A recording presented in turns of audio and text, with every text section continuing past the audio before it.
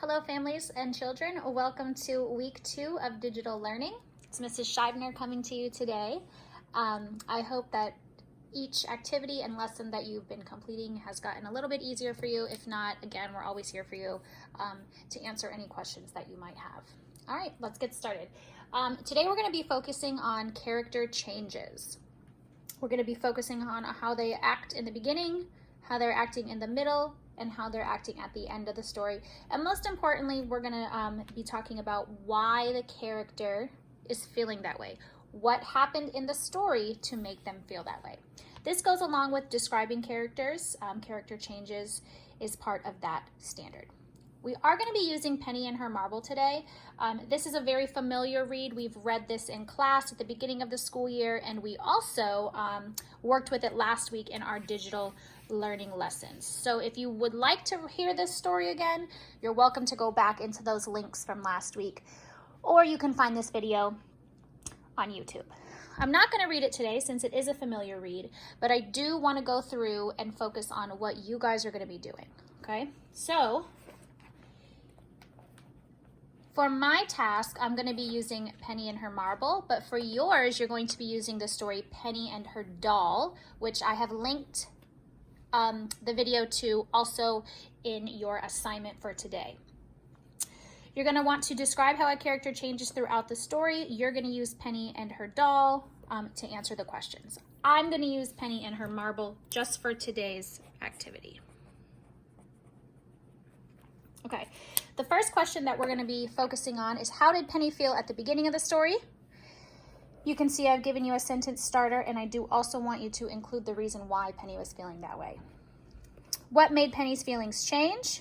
Usually we have a character change in the middle of the story. That's usually when she encounters a problem and her feelings or how she is acting might change.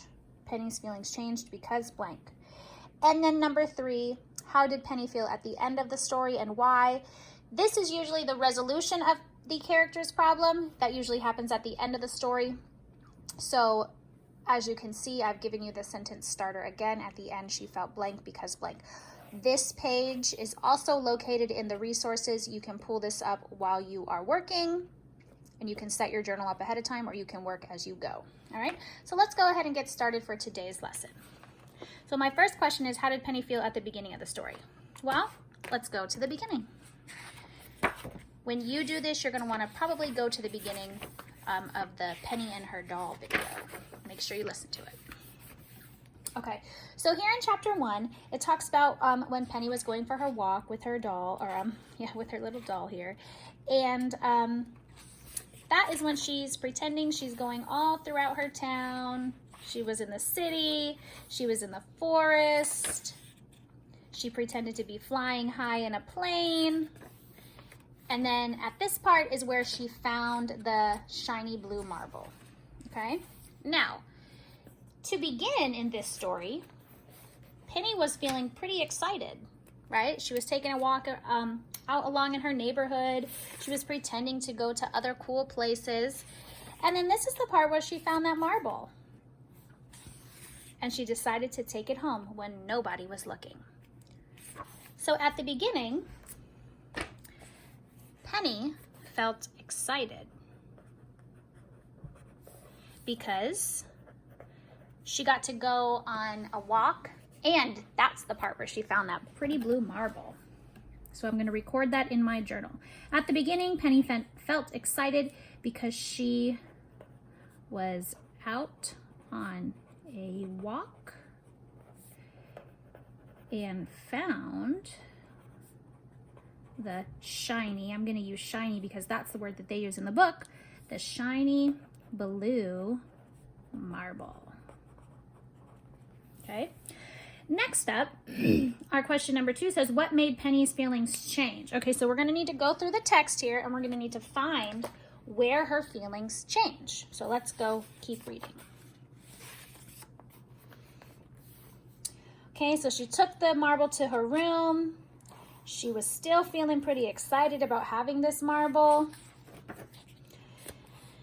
She said it looked like a piece of the sky. She held it up to the window.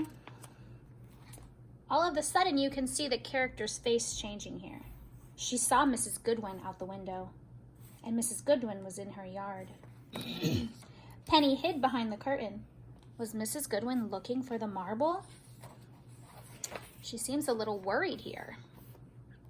She hid it in her dresser. She stayed by her mom all afternoon, but she couldn't stop thinking about that marble. Here we can lead into chapter number 3, which also shows me a little bit of how Penny was acting and how she changed, because at the beginning she was excited to have that marble. She took it and ran and hid and took it to her room. But now we can see that she's still changing. She's trying to feel better by helping her mom bake cookies, but she just cannot stop thinking about that marble. She's saying she doesn't feel better. They ask her if she's worried about something. She couldn't sleep. These are all clues that help you understand how Penny was feeling at this part in the story. She had a dream about Mrs. Goodwin yelling at her about the marble, and then she finally fell asleep and stopped dreaming. So I think I have enough information now that I can answer question number 2, which is what made Penny's feelings change? Well, we know that her feelings changed to worried because she thought that Mrs. Goodwin was going to be mad at her for stealing the marble from her yard. So Penny's feelings changed because now she is worried.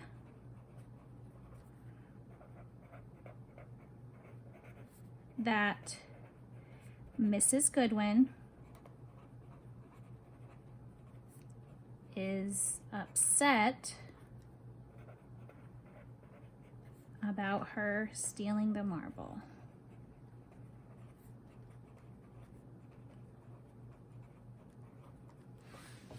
Okay, now our next question, how did Penny feel at the end of the story and why? Well, let's finish the story. When Penny woke up, she'd forgotten all about the marble. But then she remembered. So she's still feeling worried here. And then she decides to go and do the right thing. She asks if she can go for a walk. She puts the marble down and then she hurries away. So she does the right thing by trying to return the marble. All of a sudden, Mrs. Goodwin appears and asks her, "Don't you want that pretty blue marble?" Here's Penny now. She's looking confused. Maybe she wasn't going to be mad that I took it. Penny looked up at Mrs. Goodwin. Her cheeks were hot. She could not speak. Mrs. Goodwin said, "I found the marble yesterday in the back of my kitchen. I put it on the grass. I was hoping somebody was going to pick it up. I hoped someone would walk by and see it." "I did see it," said Penny, "but I thought it was yours, so I did the right thing and I put it back."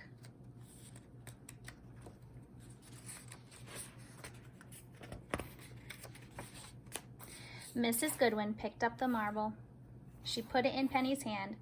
"And now it's yours," said Mrs. Goodwin. "Thank you," said Penny. Exclamation, I can tell how she's feeling. "Thank you very much." Penny rolled the marble between her fingers. It seemed even more shiny and smooth and blue than before. "Have a good day," said Mrs. Goodwin. "I will," said Penny. "I will." She pushed Rose home with her marble. Now let's go back to our questions for number 3. So how did Penny feel at the end of the story and why? Well, at the end, I feel like she felt relieved. She was feeling happy again. She was excited because, well, Mrs. Goodwin actually let her have the marble. At the end, she felt, I'm going to say relieved, because Mrs. Goodwin was not upset.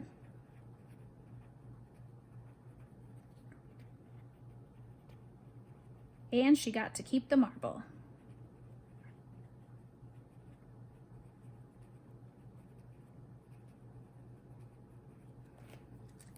All right. So just to recap today's lesson, boys and girls, you were describing how a character changes throughout the story. I used Penny and her marble. You are going to use the story Penny and her doll. Now you might want to listen to the video a couple of times so that you can understand and help you comprehend the story a little bit more. But when you're done listening to the video for Penny and her doll, you need to take out your journal, you need to write the questions down, and then you need to answer them. I hope that you have a great time learning about Penny in another text, and I can't wait to see your work. Don't forget to take a picture and send it to me when you're done. Bye.